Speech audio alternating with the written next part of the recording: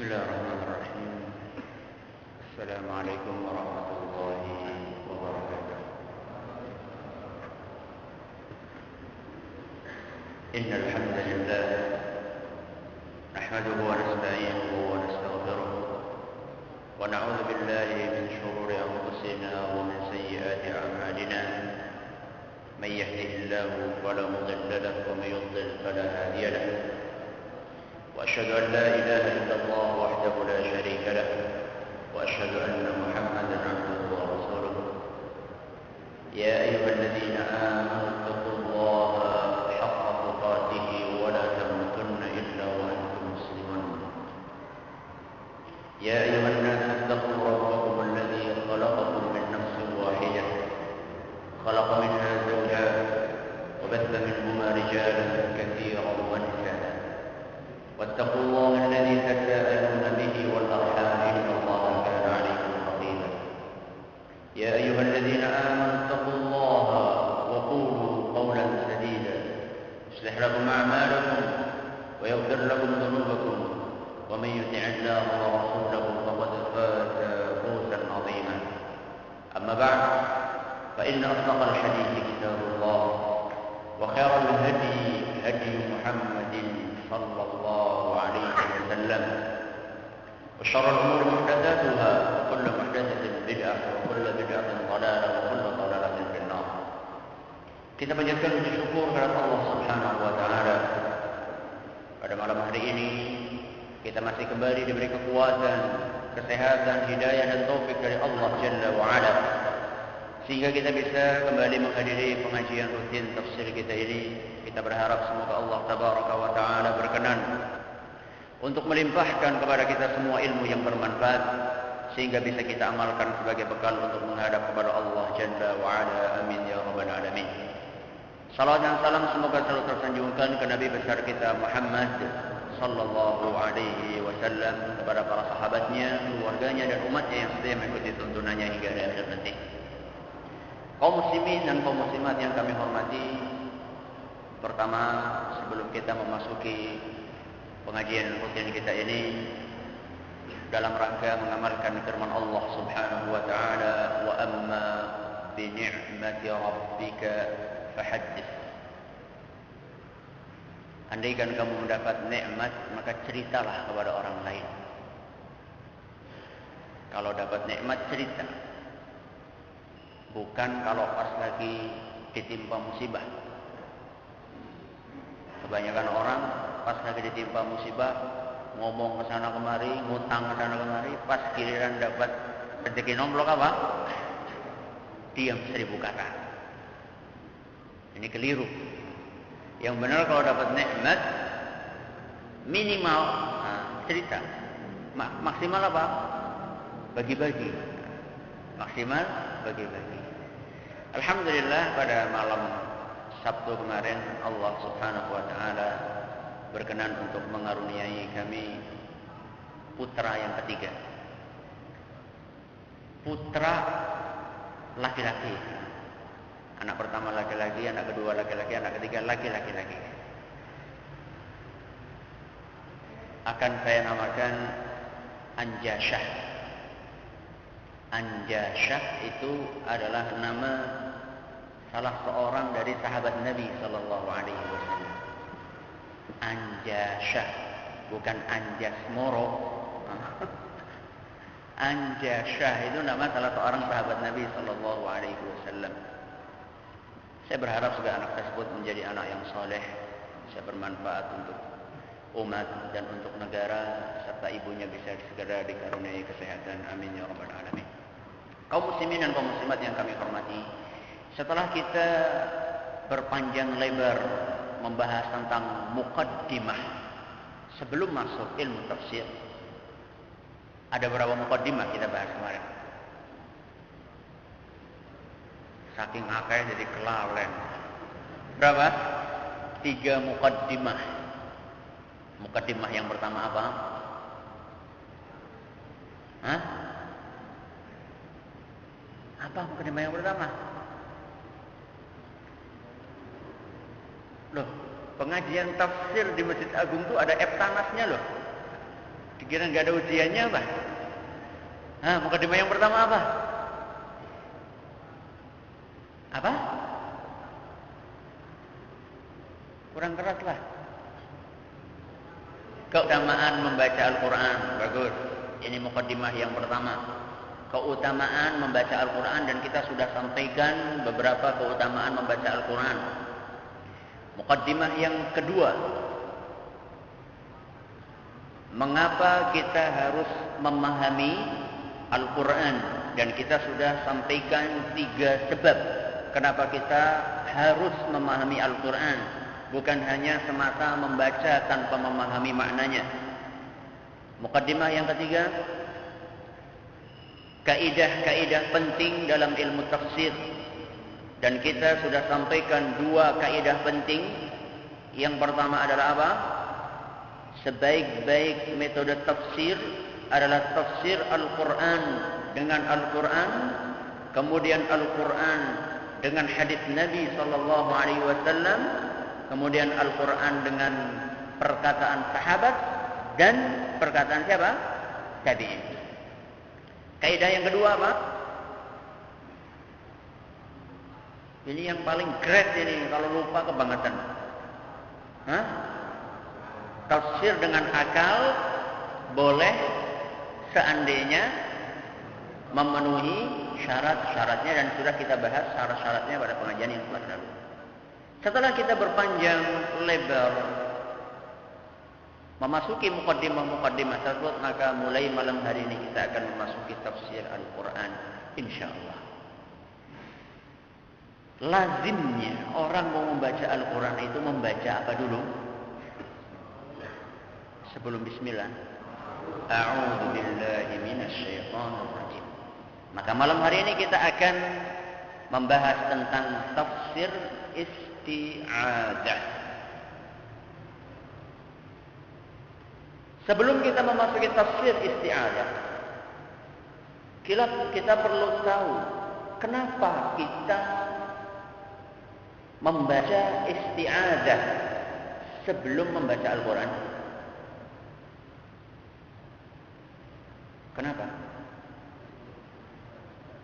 Supaya disisihkan dari setan. Itu hikmahnya. Kenapa kok kita membaca? Bagus. Karena diperintahkan oleh Allah di dalam Al-Quran. Itu jawaban yang pertama. Jawaban yang kedua, karena Nabi SAW mempraktekkan hal tersebut. Seandainya beliau akan membaca Al-Quran, beliau beristi'adzah terlebih dahulu. Jadi kalau ditanya kenapa kita beristi'adzah sebelum membaca Al-Quran, jawabannya satu, karena Allah memerintahkan hal tersebut di dalam Al-Quran.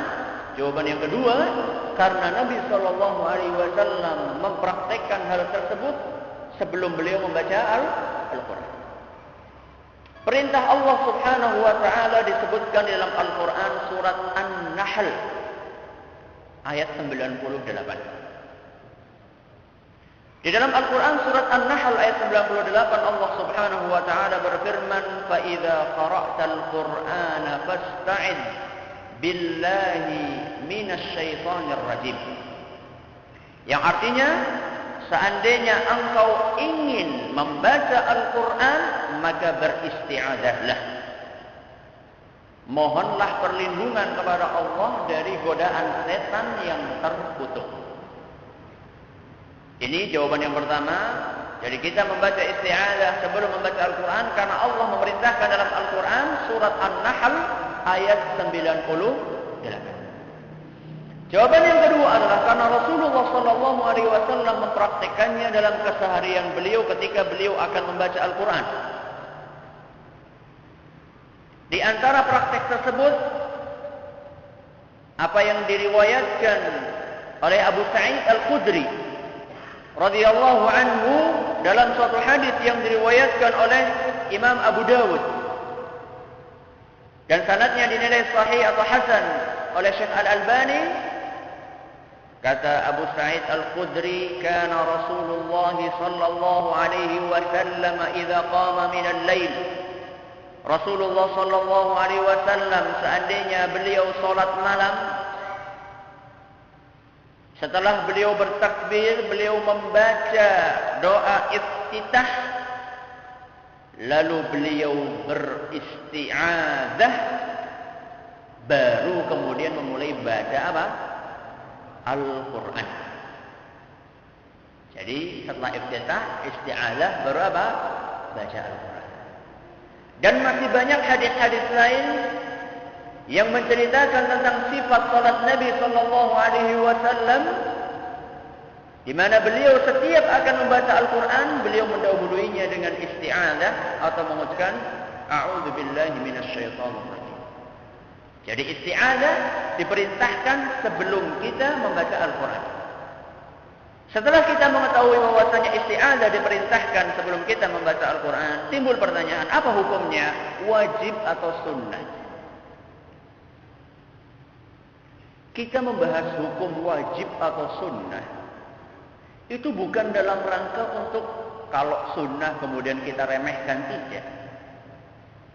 Kita membahas wajib atau sunnah adalah untuk mengetahui apa konsekuensinya kalau seorang itu tidak membaca. Apakah dia berdosa atau tidak? Ini perlu diluruskan karena sebagian orang berkata, sunnah iki. Seperti ada orang yang beralasan ketika tidak mau sholat jamaah di masjid, kan sholat jamaah hukumnya apa? Sunnah. Kita katakan, ya kalau memang itu pendapat yang kuat, sebenarnya itu pendapat yang lemah. Jadi pendapat yang mengatakan bahwasanya sholat berjamaah itu hukumnya sunnah, itu adalah pendapat yang kurang kuat. Pendapat yang lebih kuat adalah pendapat yang mengatakan bahwasanya sholat berjamaah bagi kaum pria di masjid hukumnya adalah apa? Wajib. Ya sudah, kita ngalah, sudahlah, katakanlah itu sunnah lah, sudah. Wis, saya ngalah bahwasanya sholat berjamaah itu hukumnya apa? Sunnah. Terus kita tanya, apakah kalau sunnah artinya kita berlomba-lomba untuk meninggalkannya? Hah? Kalau sunnah kemudian kita berlomba-lomba meninggalkannya atau berlomba-lomba apa? Mempraktekannya. Sama juga dengan ini, ketika kita membahas sunnah atau wajibkah kita membaca bismillah, bukan dalam rangka kalau misalnya sunnah kemudian kita bermudah-mudahan untuk tidak beristi'adzah, tidak. Tapi kita membahas ini tujuannya adalah untuk mengetahui apa konsekuensinya. Kalau wajib, kalau ditinggalkan berarti berdosa. Kalau sunnah berarti kalau ditinggalkan tidak berdosa. Kata Imam Al-Qurtubi dan Imam Ibn Katsir, pendapat yang dipilih oleh mayoritas ulama, sebagian besar ulama, adalah isti'adzah sebelum membaca Al-Quran hukumnya adalah apa? Sunnah. Hukumnya apa? Sunnah. Jadi seandainya bapak-bapak dan ibu-ibu sekalian sebelum membaca Al-Quran tidak membaca ta'awudz atau isti'adzah, maka tidak berdosa. Ini hukum beristi'adzah. Kemudian pembahasan berikutnya adalah bagaimanakah redaksi isti'adzah. Lafal isti'adzah itu bagaimana? Ada beberapa redaksi yang disebutkan di dalam dalil-dalil baik Al-Quran maupun Sunnah. Di antara redaksi tersebut, yang pertama, yang paling umum adalah apa? A'udzu billahi minasyaitonir rajim. Dalil dari redaksi ini adalah firman Allah Subhanahu wa taala tadi. Surat apa? An-Nahl ayat berapa? 98. Dan redaksi ini yang dipilih oleh mayoritas ulama sebagaimana dinukil oleh Imam Al-Qurtubi. Ini redaksi yang pertama. Redaksi yang kedua adalah a'udzu billahis samii'il 'alimi minasy syaithanir rajim min hamzihi wa nafthihi wa nafthihi. Sapa sing kuasa apal? Kita butuh para ulama yang dengar sekali langsung apa? Langsung apa? Kalau para ulama kita dulu dengar sekali langsung apa? Langsung apa? Makanya Imam Syafi'i rahimahullahu ta'ala, kalau beliau mau ngapal, punya buku mau dihafal, bukunya kayak gini kan ya. Kalau beliau mau ngapal yang halaman sebelah kanan, yang sebelah kiri dia apa? Ditutupi dengan apa? Dengan telapak tangan. Bok apa? Bok apa? Bok kebaca kemudian langsung apa? Langsung nempel. Kalau kita baca ping 10 enggak apa-apa. Imam Syafi'i seperti itu. Imam Syafi'i kalau mau ngapal buku kayak gini, itu yang satunya ditutupi supaya apa? Ben orang kedisitan kayaknya sing keapal karena kelihatan. Imam Ibnu Taimiyah diceritakan suatu hari beliau bepergian ke suatu kota yang sama sekali tidak paham bahasa orang yang tinggal di kota tersebut. Yandean wong Banyumas lunga wong Irian Jaya. Paham nggak? Mungkin satu huruf pun nggak paham apa yang diomongkan oleh sana oleh orang Irian. Ketika dia sedang berjalan-jalan di kota tersebut,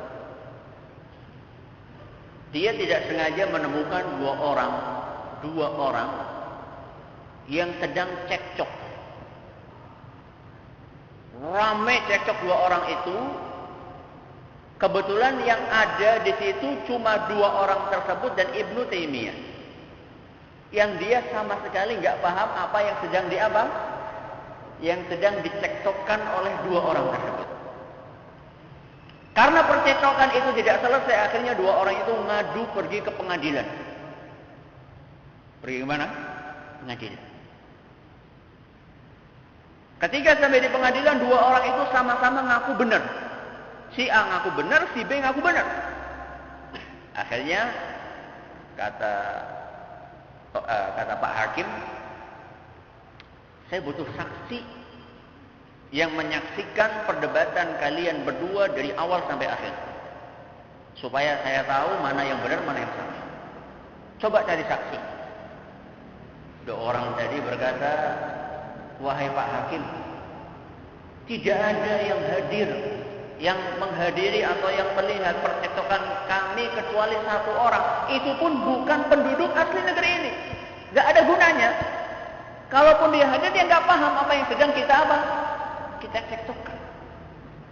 Isra apa-apalah daripada orang anus. Coba panggil saya.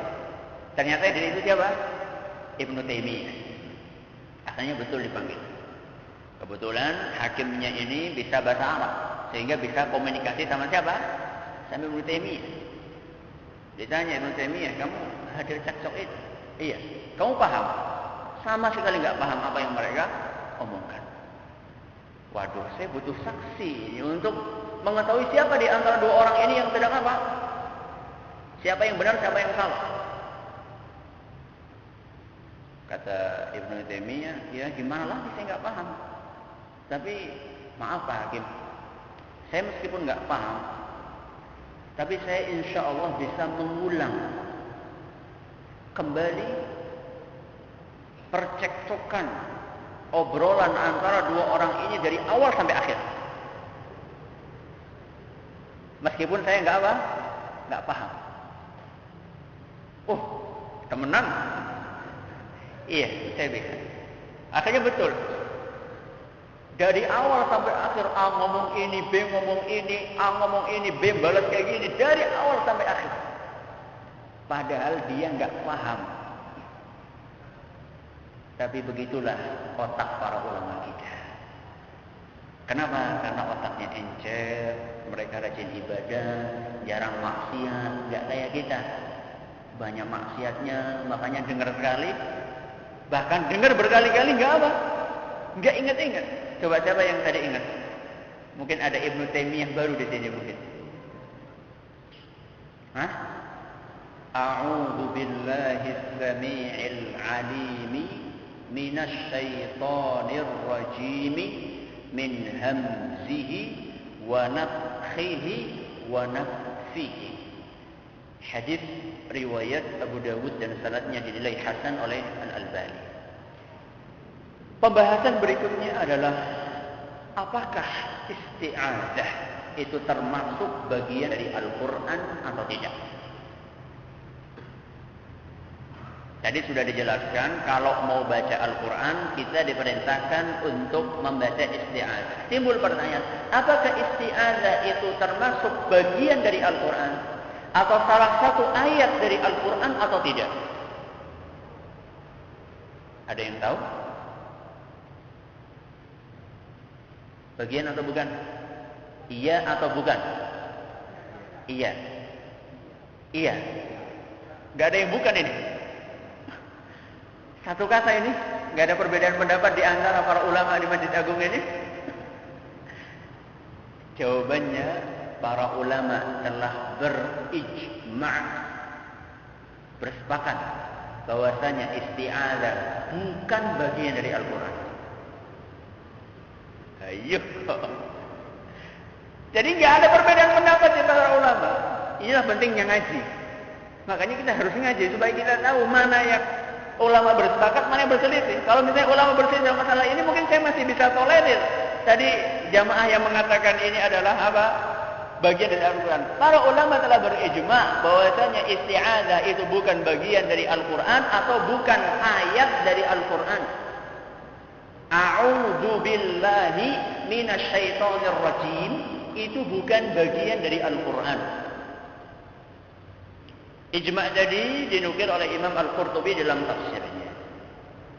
Dari keterangan ini, maka kita mengetahui kekeliruan sebagian khatib ketika akan menyampaikan ayat Al-Quran.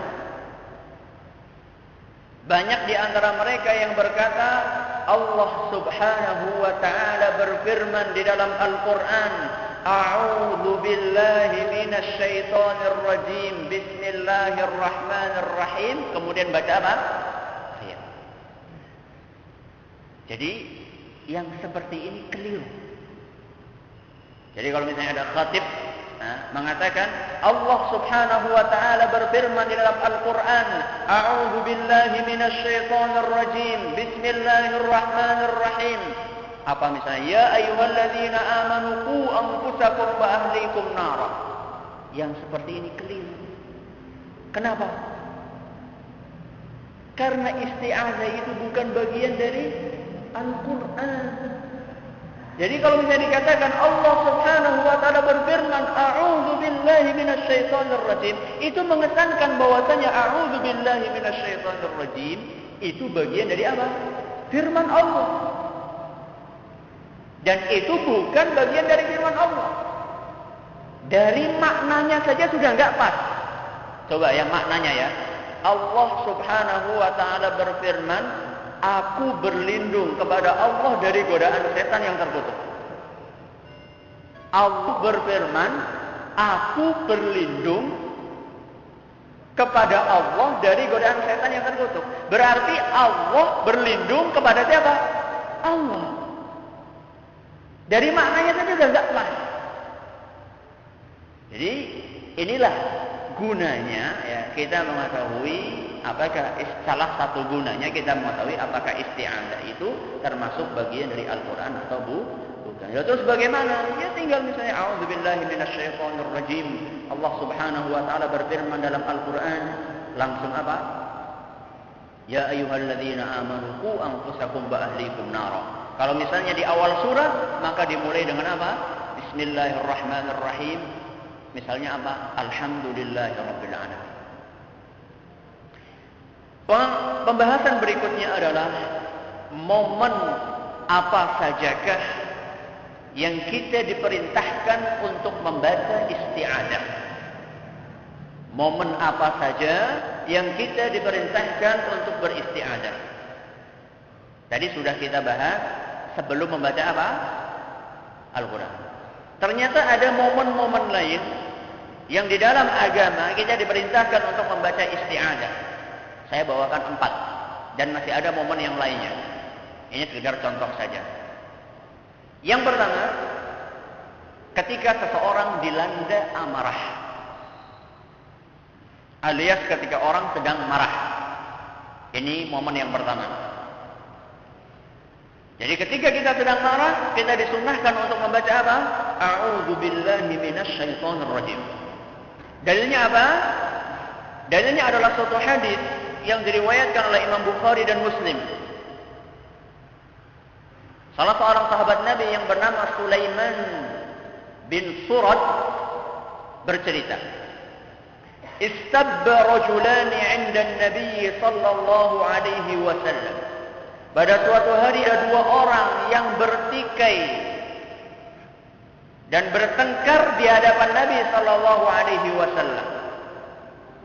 Faghadiba ahaduhuma fashtadda ghadabuhu hatta intafakha wajhuhu wa taghayyar. Salah satu di antara 2 orang yang sedang bertikai itu marah dan kemarahannya memuncak sampai mukanya itu merah dan urat nadinya itu apa? Menonjol. Saking apa nih? Saking marah. Pernah lihat orang marah kan? Jadi merah, matanya merah, mukanya merah, urat-uratnya ini semuanya pada apa?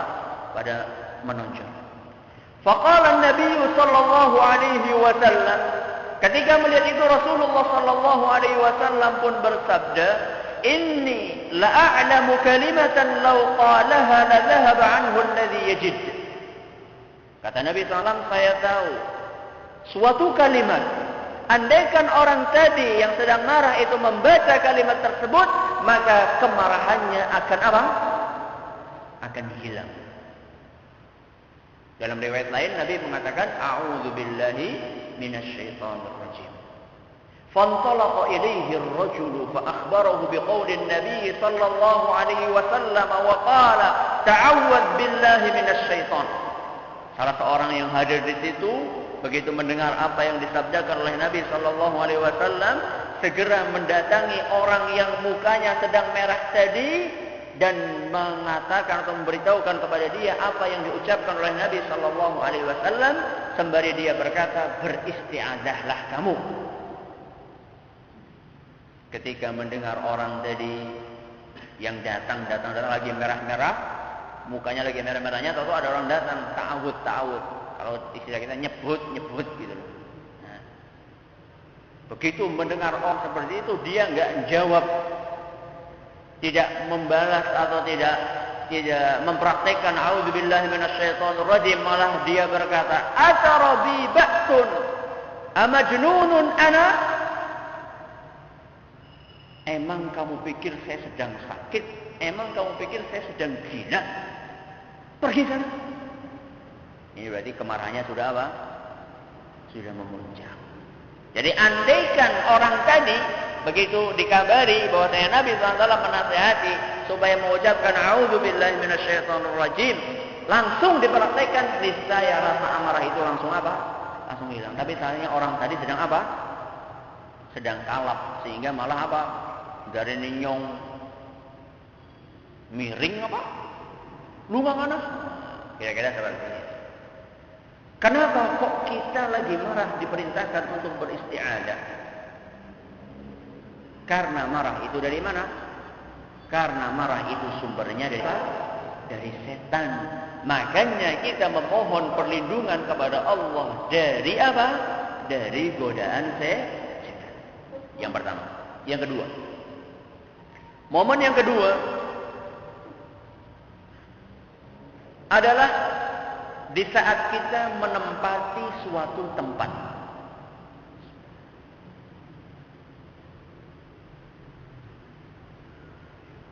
Di saat kita menempati suatu tempat. Ya macam-macam. Panjenengan misalnya berkunjung ke rumah orang lain, mau nginep di situ. Baca isti'adzah. Sedang camping kemalaman, bikin apa? bikin tenda, sebelum di situ apa? Isti'adzah. Baru pindahan rumah, apa? Isti'adzah terlebih dahulu. Meskipun tidak ada isu bahwasanya rumah itu adalah rumah apa? Rumah angker. Jadi isti'adzah itu bukan hanya menempati tempat yang apa? Yang angker saja. Pendek kata misalnya kemalaman lagi bepergian, pengen nginep di hotel, baca apa? Isti'adzah. Dalilnya apa? Dalilnya adalah sabda Nabi sallallahu alaihi wasallam yang diriwayatkan oleh Imam Muslim dari Khawlah binti Hakim, "Man nazala manzilan thumma qala." Barang siapa yang menempati suatu tempat, kemudian dia beristi'adzah dan mengucapkan a'udzu billah, a'udzu bikalimatillahi tammati min syarri ma khalaq. Ini isti'adzah khusus ini. Bukan a'udzu billahi minasyaitonir rajim. Tapi apa? A'udzu bi kalimatillahi tammati min syarri ma khalaq.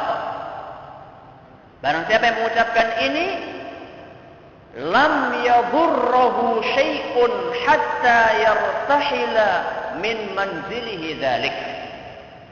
Maka tidak ada suatu apapun yang bisa mencelakakan dia sampai dia meninggalkan tempat tersebut. Barang siapa yang menempati suatu tempat, kemudian dia membaca a'udzu bikalimatillahi tammati min syarri ma khalaq, maka tidak ada suatu apapun yang bisa mencelakakan dia sampai dia meninggalkan tempat itu. Jadi kata Nabi, tidak ada suatu apapun, berarti ini mencakup semuanya. Entah itu binatang berbisa, entah itu setan, entah itu jin, entah apa saja, manusia, apa-apa saja. Dan sudah terlalu banyak orang yang mempraktikkan hal ini dan terlindungi. Contoh, ada sekelompok anak-anak muda yang camping. Karena kemalaman maka mereka buka apa? Buka tenda. Pembimbingnya itu mengingatkan dengan hadis Nabi SAW ini. Wah, Islami teman camping ini. Campingnya di Arab, bukan di Indonesia. Kalau di Indonesia mana sempat baca apa? Baca a'udzu bikalimatillahi tammati min syarri ma khalaq. Jadi katakanlah pembimbingnya mengingatkan, Nabi SAW bersabda gini-gini, jangan lupa kalian baca apa? A'udzu bikalimatillahi tammati min syarri ma khalaq. Asalnya betul, mereka semuanya baca itu. Nginep semalam enggak ada apa-apa. Malam ketiga enggak ada apa-apa. Malam kedua enggak apa-apa, malam ketiga apa-apa. Mereka makan di situ, bakar-bakar di situ, tidur di situ. 3 hari 3 malam enggak ada apa-apa. Begitu mereka apa? 3 hari sudah selesai campingnya, mereka apa? Kukut-kukut. Sudah, pertama kan tendanya dulu, kemudian setelah itu tikarnya. Ketika tikarnya itu diangkat, ternyata apa? Di bawah tikar itu ada ular yang sangat berbisa. Begitu tikarnya diangkat, ularnya langsung apa? Langsung pergi. Di bawah mereka ada apa? Ular. 3 hari 3 malam. Orang kok ularnya terus apa? Keluar kemudian cekek. Kenapa? Karena mereka membaca apa? Membaca apa yang dituntunkan oleh Rasul Sallallahu Alaihi Wasallam. Termasuk ketika orang itu akan menempati rumah baru. Jadi Islam itu sudah memberi solusi yang sedemikian sempurna. Orang perlu sajen, ya, nggak perlu. Atau gedang raja, nggak perlu. Gratis, bayangkan ya. Kalau kita harus sajen kan harus bayar dukun lagi. Dukunnya sekarang jual mahal. kemudian harus pasang ini, pasang itu, duit entong. Cuma baca apa? A'udzu bikalimatillahi tammati min syarri ma khalaq. Tidak akan dicelakakan oleh siapapun, entah jin entah apa. Dan kita paham, kita harus paham bahwasannya tempat-tempat yang ada di dunia ini bukan hanya kita yang menempati. Ada makhluk-makhluk lain yang menempati tempat tersebut. Jangan dipikir kalau misalnya kita lewat ke suatu tempat kemudian di situ tempatnya kosong, tidak. Ada yang menempati, apalagi kalau misalnya tempat itu adalah tempat-tempat tidak pernah dijamah oleh manusia. Yang istilahnya orang Indonesia tempat yang angker. Memang betul ada. Bahkan di tempat-tempat yang katakanlah tidak angker, seperti saudara saya pernah melakukan perjalanan dari Jogja ke daerah Jawa Timur, motoran kemalaman. Akhirnya dia apa? Dia mampir di suatu losmen. Di losmen itu ada musholanya, sepi sekali. Saudara saya itu biasa sholat malam. Akhirnya dia sholat malam. Allahu Akbar. Sendirian di mushola. Ghairil maghdubi alaihim waladdallin. Apa? Di belakangnya amin. Padahal ketika sholat mulai nggak ada satupun di belakang dia. Ternyata siapa? Jin-jin pada apa? Pada ikut sholat.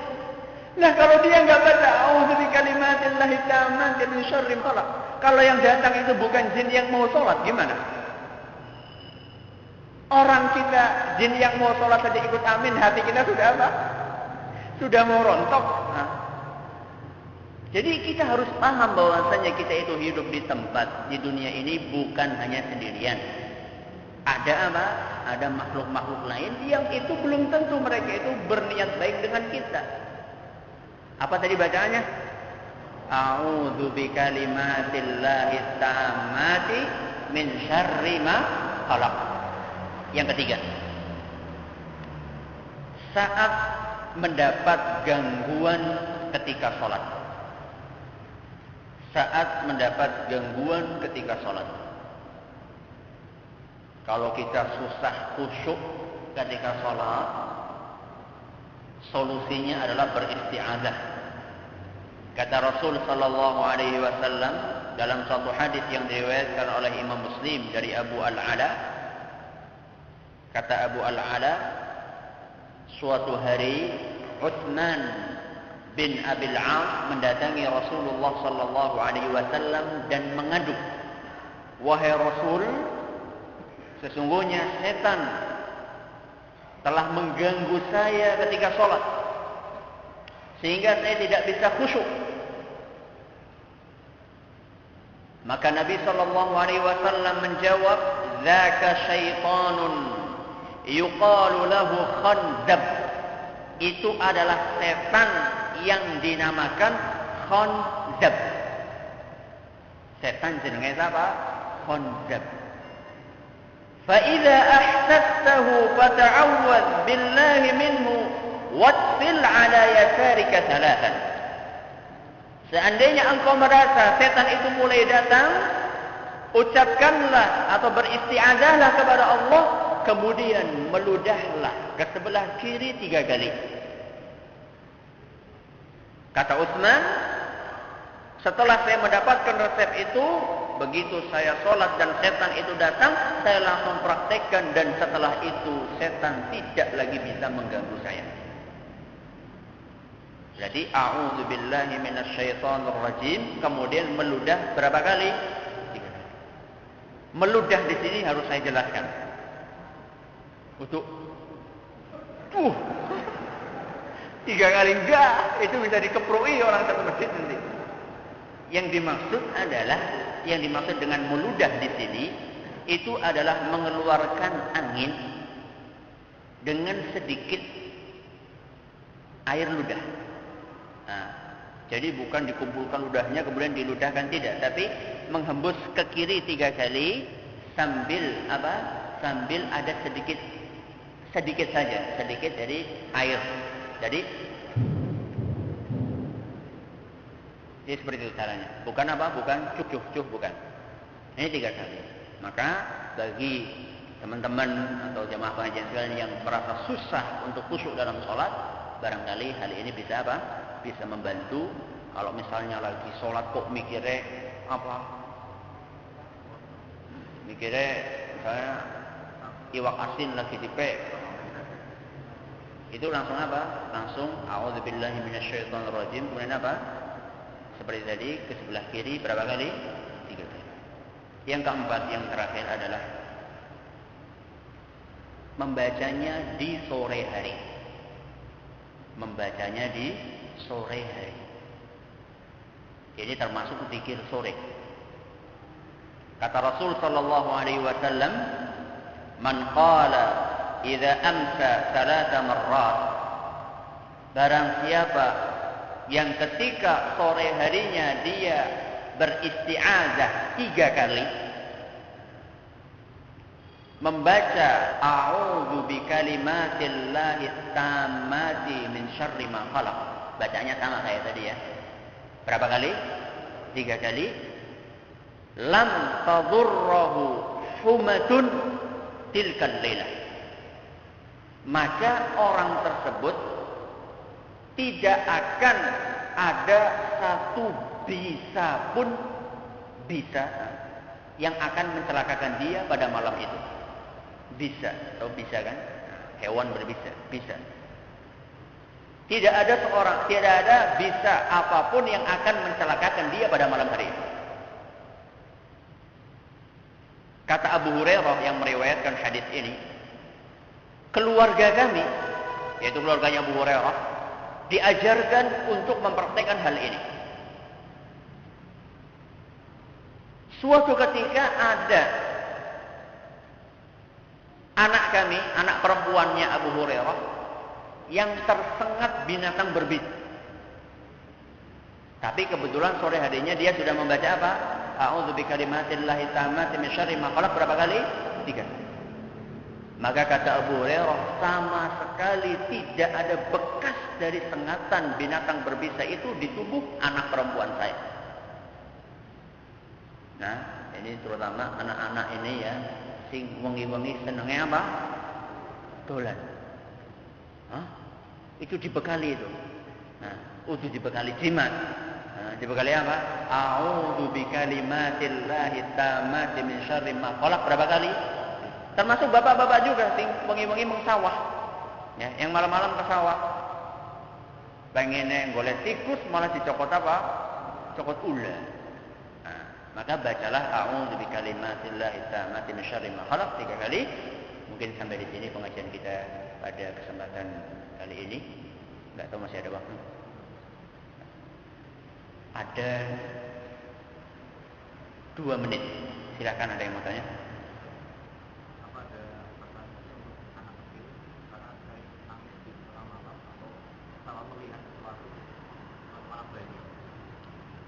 Apakah ada bacaan khusus bagi anak kecil yang sering menangis kalau malam hari karena melihat sesuatu?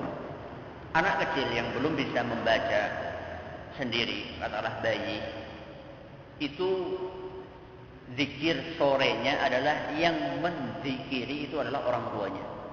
Jadi katakanlah sore hari pada asar, si orang tua itu menyempatkan diri untuk menzikiri anak-anaknya yang belum bisa baca. Caranya bagaimana? Zikir pagi sore itu macam-macam bacaannya. Di antaranya adalah minimal ya baca ayat kursi 3 kali, kulhu 3 kali, falak 3 kali, nas 3 kali. Dibaca itu kemudian dihembuskan ke tangan kita, kemudian kita usapkan ke apa? Ke sekujur tubuh anak kita. Itu setiap pagi dan sore. Karena memang anak kecil belum bisa apa? Belum bisa baca sendiri. Dan ini yang dipraktekkan oleh Aisyah radhiyallahu anha ketika Rasulullah sallallahu alaihi wasallam sakit. Karena Rasulullah SAW itu sakit parah dan nggak bisa baca sendiri, maka Aisyah pun yang membaca. Kemudian Aisyah radhiyallahu anha hembuskan, kemudian diusapkan ke apa? ke tubuhnya Nabi kita Muhammad sallallahu alaihi wa ala alihi wasallam. Atas segala kekurangan kami mohon maaf yang sebesar-besarnya. Atas segala perhatiannya kami ucapkan terima kasih. Subhanakallahumma bihamdika asyhadu an la ilaha illa anta astaghfiruka wa atubu ilaik. Sallallahu alaihi wa sallam wa ala alihi wasallam ajmain. Assalamualaikum warahmatullahi wabarakatuh.